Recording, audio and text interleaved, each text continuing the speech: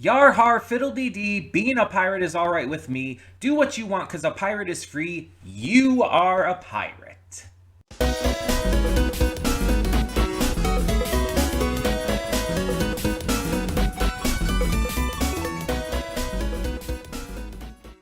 Hey everyone, welcome to Princess of Gay. I'm your host Connie, and today we are here with my blind reaction to Dr. Stone Ryusui. Ryusui, however you pronounce it. I guess I'll find out when we start watching. But this is a double-length special that is meant to be watched between seasons 2 and 3. And so before we get into the proper New World season, we are supposed to watch this. This is supposed to introduce the character who I believe we saw at the very end, like the very, very end of the last season. And I've already like seen what this character looks like and everything. I've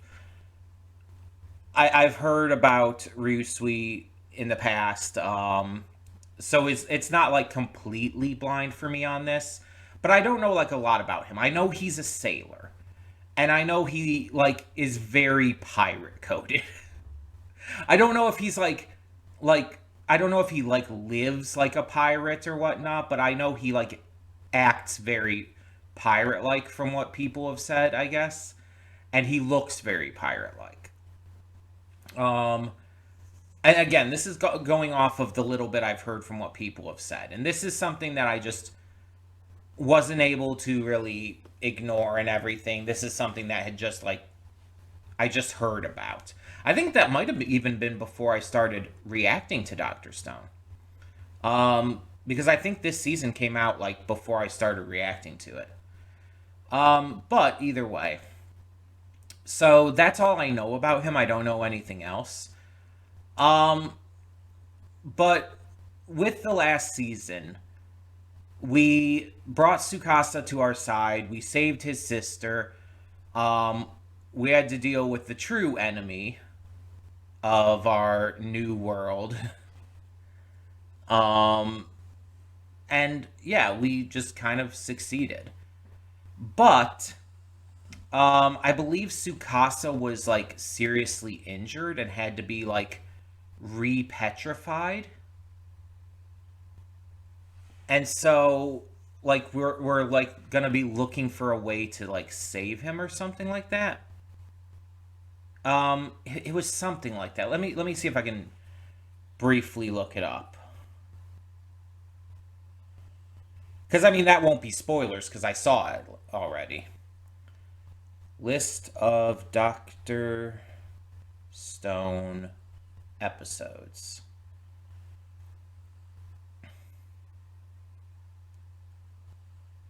For season 2 specifically, which was Stone Wars.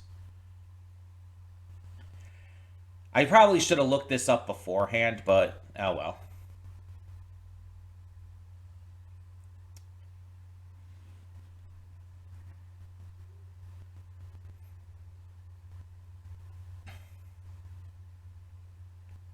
Hmm.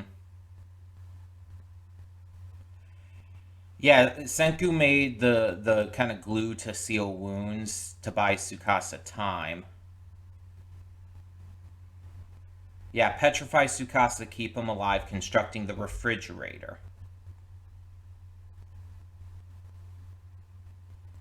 And the idea is that we're gonna like figure out how to. We technically froze him. We didn't petrify him yet. We're gonna figure out how to petrify him and then depetrify him to heal his wounds. So yeah. And it was Hyoga who injured him. Because Hyoga was the true villain in the end. So yeah. So I was right. um, I don't know what else to expect from this. I assume this special is going to give us backstory. I'm assuming that like maybe in the main within the course of the main series it doesn't give as much backstory to him. And this special is maybe to do that. I don't know. But this like was even listed on there like before season 3, before New World. So we are accounting for that. And I assume we're not going to like learn anything that's revealed in New World. I assume it's more like because this came out first anyway, anything we learn here is just echoed in New World. So it's not like it's not like a weird order situation. Um, but yeah, I don't know what else to expect from this character or from what we're gonna find out here. We've known all these people, like we've learned what their jobs were and what they did, like back in the old world. I assume we'll find out the same for him. And yeah, this is probably just gonna really introduce us to him before he becomes part of the main current story. So let's see what happens and hope for the best. Hold up just a sec. Before you click that link down in the description below to get to today's video, I want to remind you of all the awesome content we have both on this channel and the Princess of Gaming channel. Let's check it out.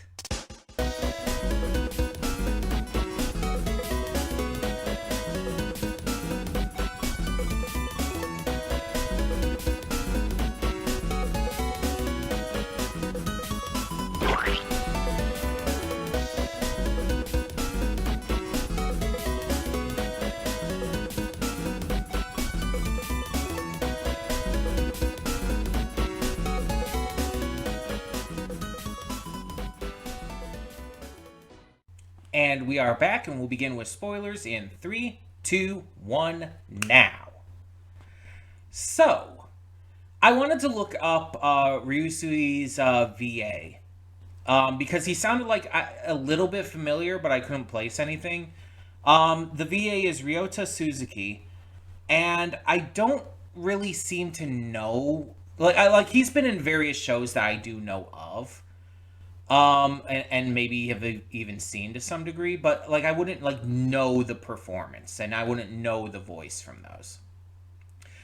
But one thing I would recognize him from just recently too is City the Animation. I just finished this yesterday.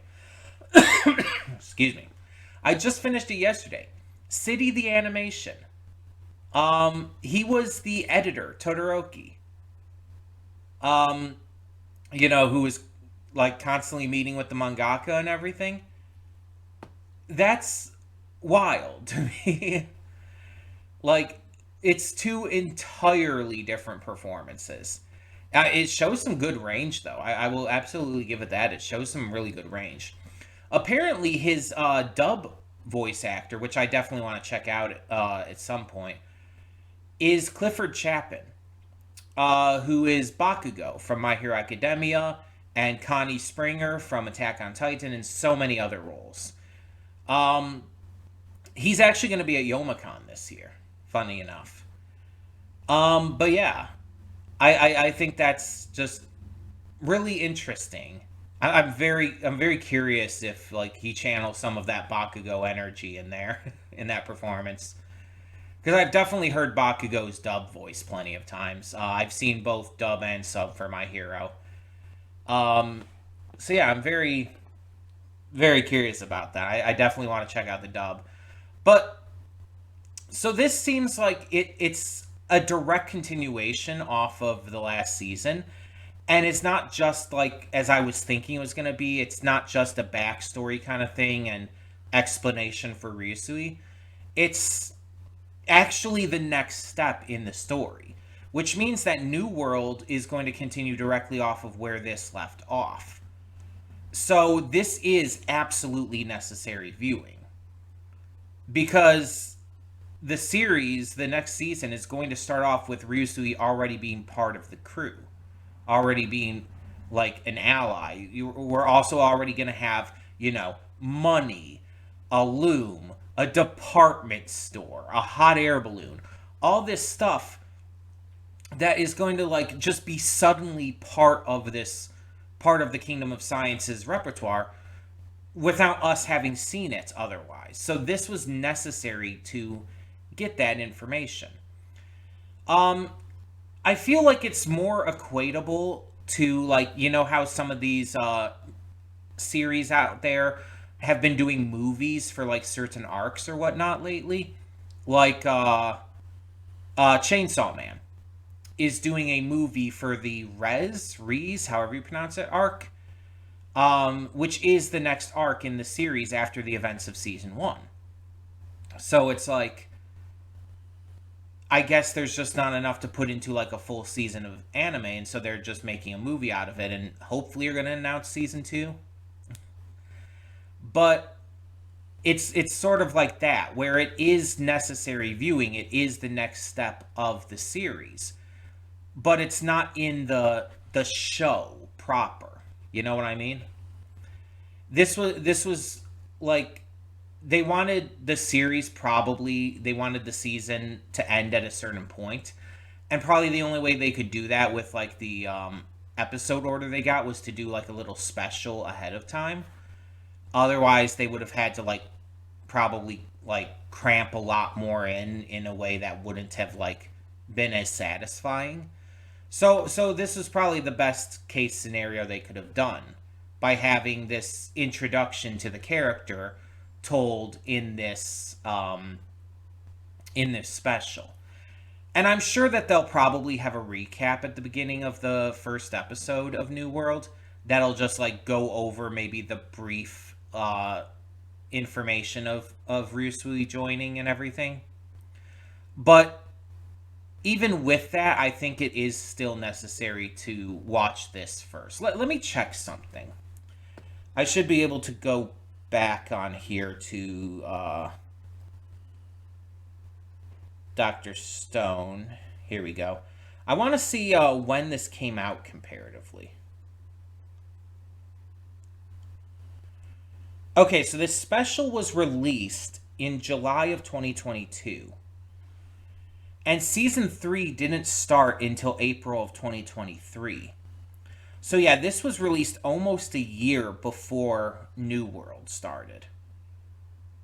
And in that same range, over a year after Stone Wars ended.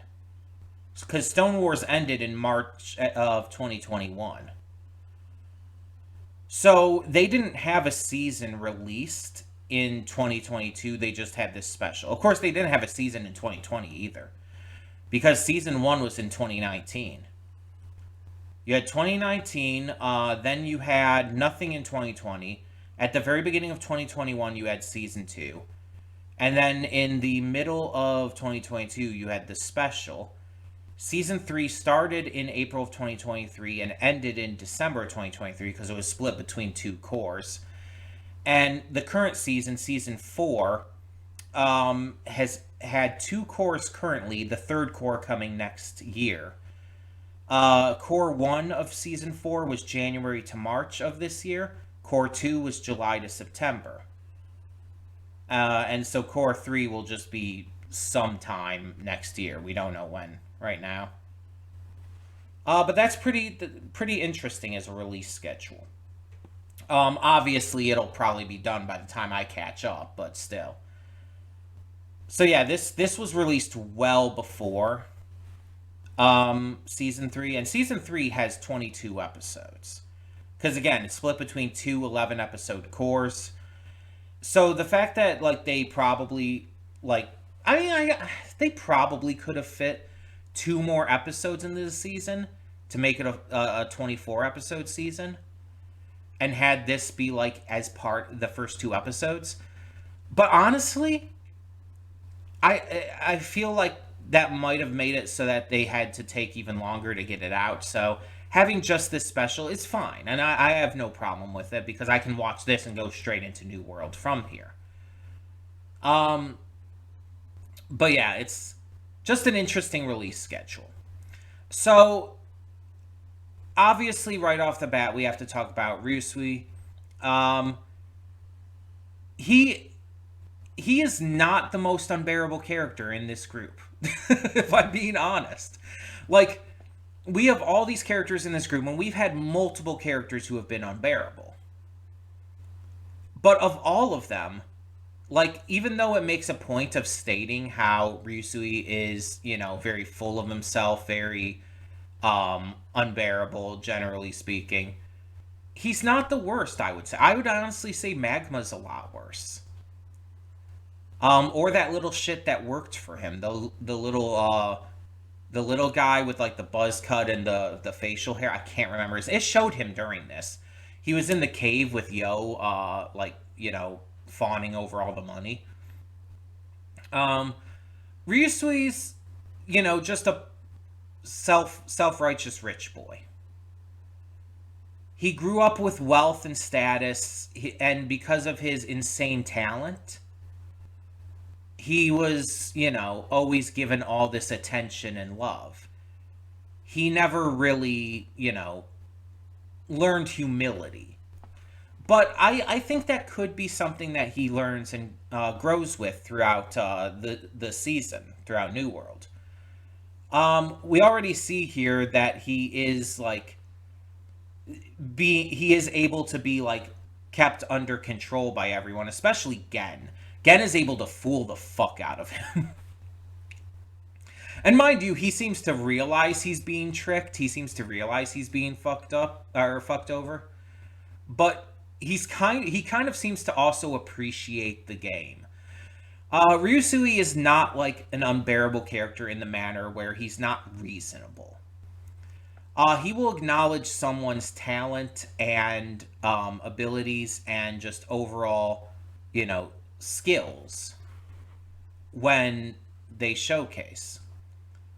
And we see that with like Chrome by the end here.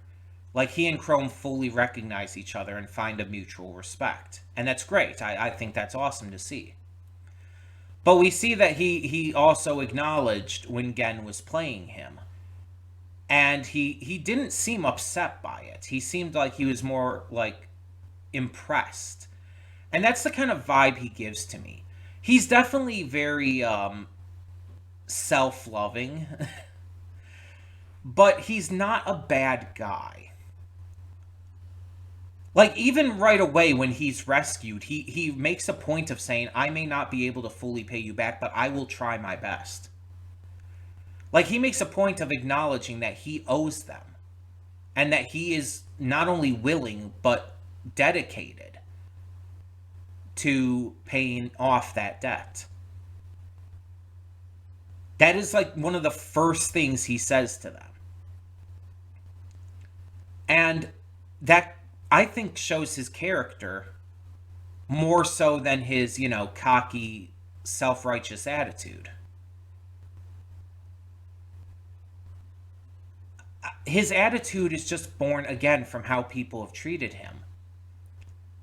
But his willingness to pay back a debt that he truly feels is owed shows more of how he values others.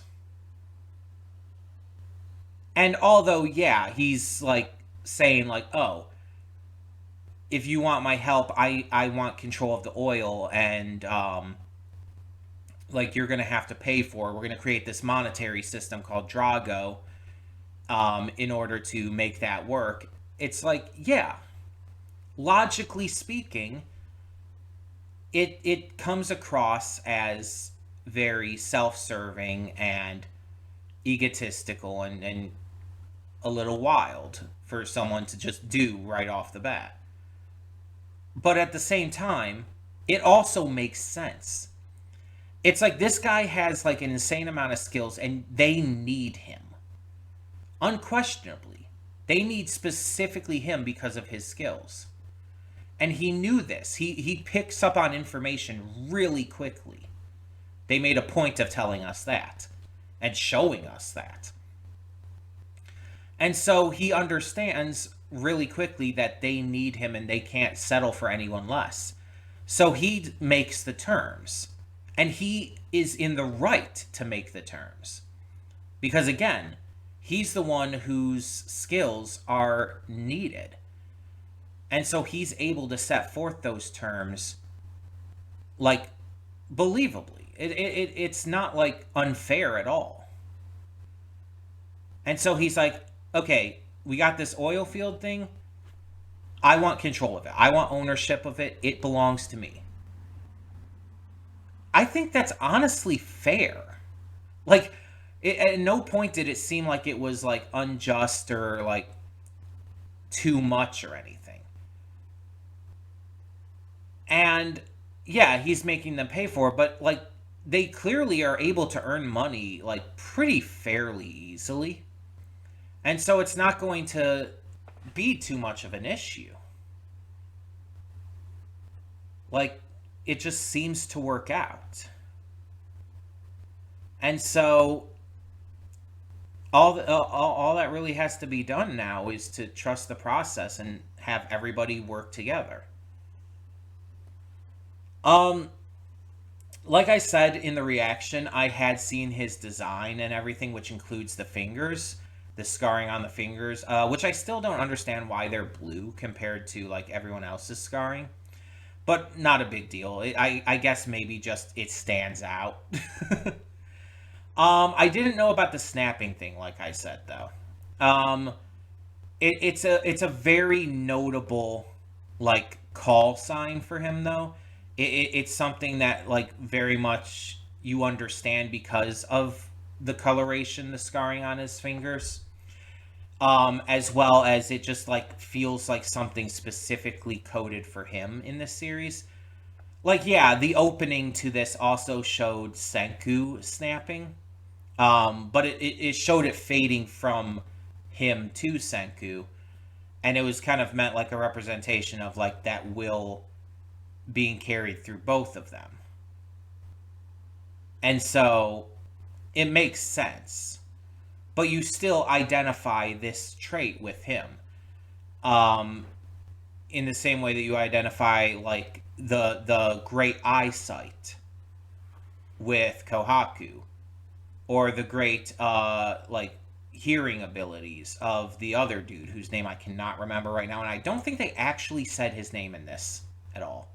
He was shown multiple times. I don't think they actually said his name. So he's like one of the few I couldn't remember the name of. I remembered Nikki's name, but not his. Um, I'll hopefully get it down eventually, but um, yeah, he just his hearing is like the thing he's kind of known for. All of these characters have those kind of things. Suika being, sneaky and everything, being able to spy on people. Plus, her watermelon helmet in general is a big thing that she's known for, and just things like that. They all have these like little traits that becomes part of their identity, and the snapping is definitely part of Ryusui's. Um, I like I like how quick he is on the uptake. We talked about this, but I really like seeing that like right off the bat. Like he comes out of the statue, he's like, "Oh, let me repay you." Snaps for his butler, sees his butler isn't coming, starts to look around briefly, and is like, "Ah, I was asleep for longer than I thought. Civilization has crumbled. All my money, my company, my butler, they're all gone. Things have changed. That's the situation, right?" And Senku's like, "Yeah, you got it." And it's just like I love seeing that, just like in such a reasonable way, because you see him understand this through him looking around. It's not just like, oh, he just wakes up and suddenly gets it.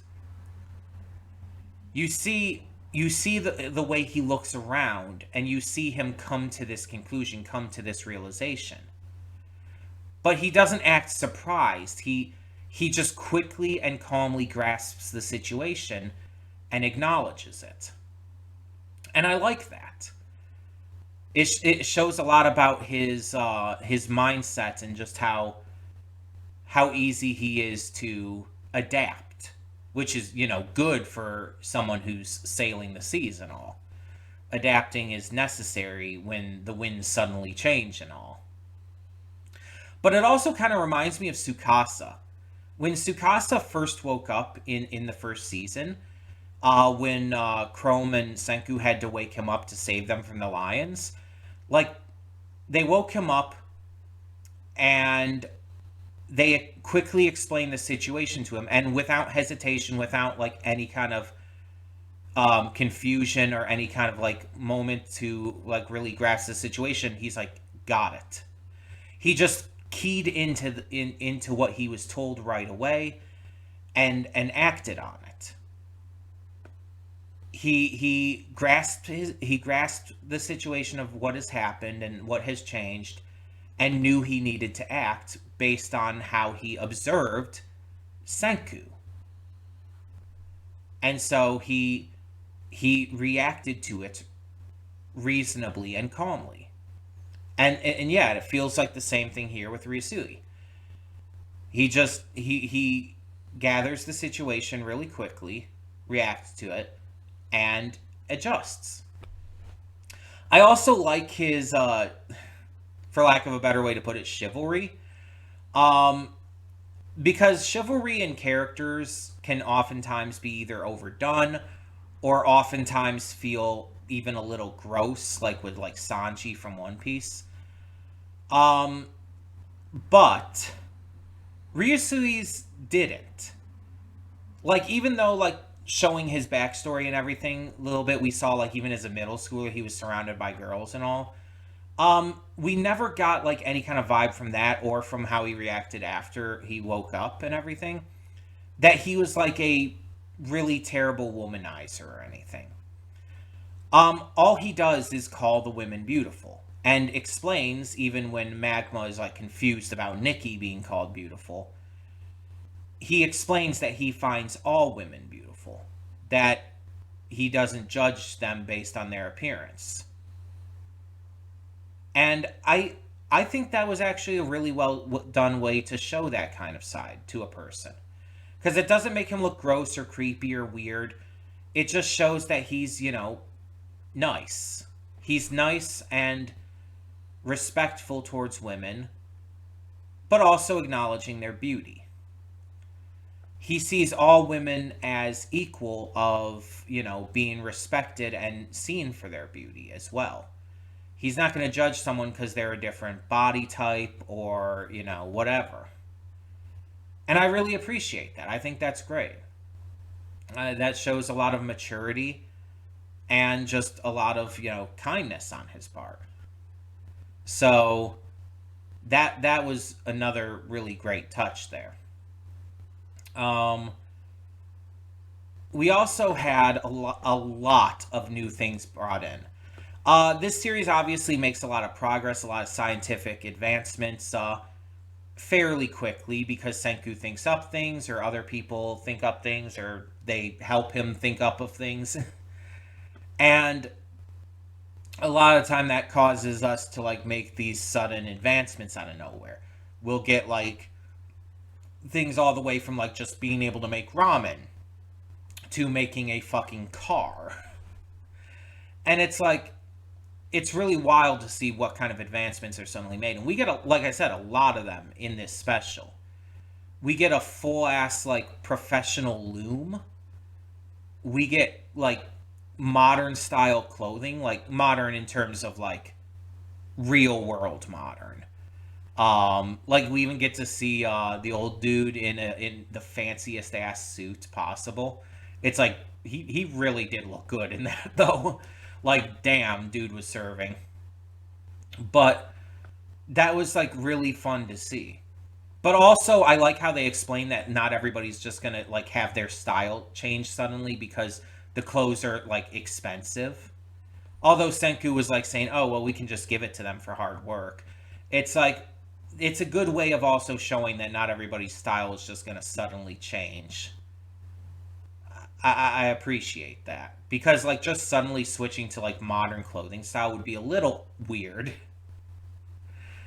Um, but yeah, we the money system being brought in was like such a wild inclusion that I didn't think we were like going to be close to like bringing into play yet. Like I assumed a money system would come into play, But I didn't assume we would have like paper money this soon.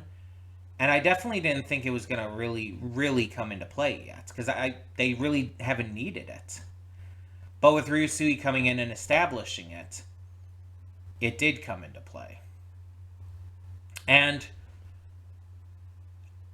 it seems like kind of all over the place right now, but it's something. The hot air balloon being kind of the big invention of this, though, was like really cool to see them get that done, and like the different process to going through it, because the processes in this series are always pretty fun. It's great to see like the actual scientific methods being applied here, and like realistic science like just being applicated, because all the science in this is like based on reality. This is stuff you could probably do. But yeah, it's like really well done in that regard, and I just really like it. So overall, I thought this was a like strong special that really like kicks off the next stage of things, and really is gonna set forward the next season really well. I'm very curious to see exactly what it picks up on for episode 1. We'll just have to see. But yeah, I'm just very into this already. I like Ryusui as a character already, and I'm excited to see what they do next. So, like I said before, though, no spoilers in the comments. Tell me what you thought down below of this special. And for now, I'm Connie, and I'm signing off. See y'all next time.